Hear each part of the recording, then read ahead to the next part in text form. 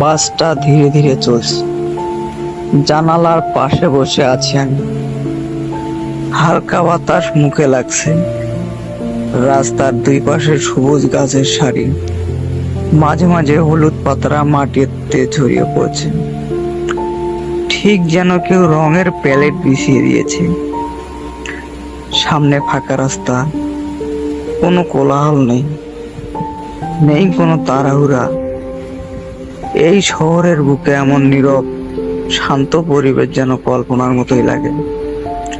বাসের মধ্যে সবাই আপন মনে ভুবনে ডুবে, কেউ মোবাইল স্ক্রলে ব্যস্ত, কেউ জানালার বাইরে তাকিয়ে, কেউ ঘুমে ঢুলে পড়ছে।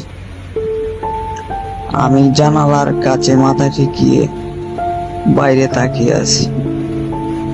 দূরে ছোট খালের উপরে কাঠের সাঁকো দেখা যাচ্ছে। পাশে একটা ছোট্ট চায়ের দোকান ধোয়া হচ্ছে। কি অদ্ভুত শান্তি! মনটা হঠাৎ করে হালকা হয়ে গেল। হয়তো এই পথটা আমাকে কোনো গন্তব্যে নিয়ে যাচ্ছে, কিন্তু মনে হচ্ছে গন্তব্যটা খুব জরুরি না।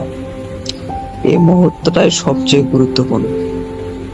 ফাঁকা রাস্তায় বাসের আস্তে আস্তে চলা, বাতাসে পাতার মৃদু নাচন, আর আমার এই নিরিবিলি অনুভব, সব মিলিয়ে জীবন যেন একটু থেমে গেছে, শুধুই শান্তির জন্য।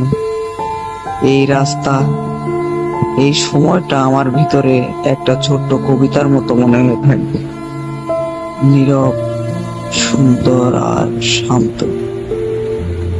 ভিডিওটি ভালো লাগলে চ্যানেলটি সাবস্ক্রাইব করবেন, আর সম্পূর্ণ ভিডিওটি দেখার জন্য অসংখ্য ধন্যবাদ। পাশে থাকবেন সবাই।